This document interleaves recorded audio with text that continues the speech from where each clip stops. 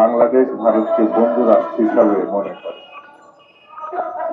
আমরা তাদের বিরুদ্ধে এমন কোন পদক্ষেপ এ পর্যন্ত নেই নাই যেটা বন্ধু রাষ্ট্রের প্রতি কোন দেশ নিয়েছে, কিন্তু ভারত বাংলাদেশকে বন্ধু রাষ্ট্র মনে করে।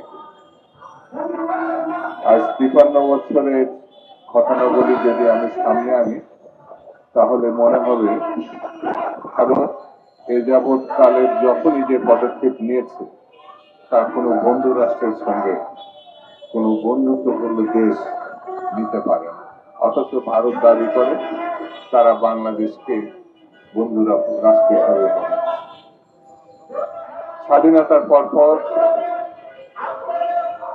আমাদের দেশের সম্পদ ভারতের সেনাবাহিনী সহ তাদের সেই সময় যে জনগণ, ভারতীয় জনগণ লুটপাটকারীরা আমাদের দেশে ঢুকেছিল ৭১-১৬ ডিসেম্বর পরে, যা কোনো ভাষায় বর্ণনা করা যাবে। দেশের অস্ত্র শস্ত্র ফেলে যাওয়া পাকিস্তানিদের অস্ত্র শস্ত্র সব নিয়ে গেছে। দেশের সম্পদ নানানভাবে তারা লুটপাট করেছে। এর পরবর্তীতে দক্ষিণ পূর্ব এশিয়ার অন্যতম নেতা শহীদ জিয়া রহমান বাংলাদেশ, ভারত, পাকিস্তান, নেপাল, ভুটান সহ আফগানিস্তানে বন্ধুত্বপূর্ণ সম্পর্কের কারণে একটি অসাধারণ চিন্তা করেছিলেন, সিদ্ধান্ত নিয়েছেন সার্ক, দক্ষিণ পূর্ব এশিয়ার উন্নয়নের জন্য, এবং পরবর্তী এই সার্ক গঠনও করা হয়েছিল এবং সার্কের প্রয়োজনীয়তাও আমরা দেখেছিলাম। কিন্তু ভারত এক সময় তার অসহযোগিতাপূর্ণ কারণে সার্ক এখন বলা যায় বিলুপ্ত হয়ে গেছে, কোন কার্যকর না। ভারতের বিগ ব্রাদার সুলভ, বড় ভাই সুলভ, মোড়ল সুলভ দৃষ্টিভঙ্গির কারণে সার্কের মৃত্যু ঘটেছে।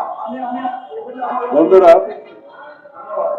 এই যে বাংলাদেশের গত ৫ মাস আগে জুলাই আগস্টের বিপ্লবে একজন হত্যাকারী এবং ওই সময় ১ মাসে যে হত্যাকাণ্ড সে ঘটিয়েছে, বাংলাদেশের সব থেকে লুটেরা, সব থেকে ভয়ঙ্কর শাসক শেখ হাসিনা যেভাবে বাংলাদেশকে হত্যাকাণ্ড রক্তের বন্যায় ভাসিয়ে দিয়েছে, তাকে আশ্রয় দিয়েছে আরেকটি হত্যাকারী দেশ যে ফালানিকে হত্যা করেছে এবং এখানে একেবারে পরিসংখ্যান উল্লেখ করে মানে কত তারা হত্যাকাণ্ড সংঘটিত করেছে বাংলাদেশের নাগরিককে, সেটি সেই হিসাবে ওই দেশকে হত্যাকারী দেশ বললে বেশি বলা হবে মনে হয়।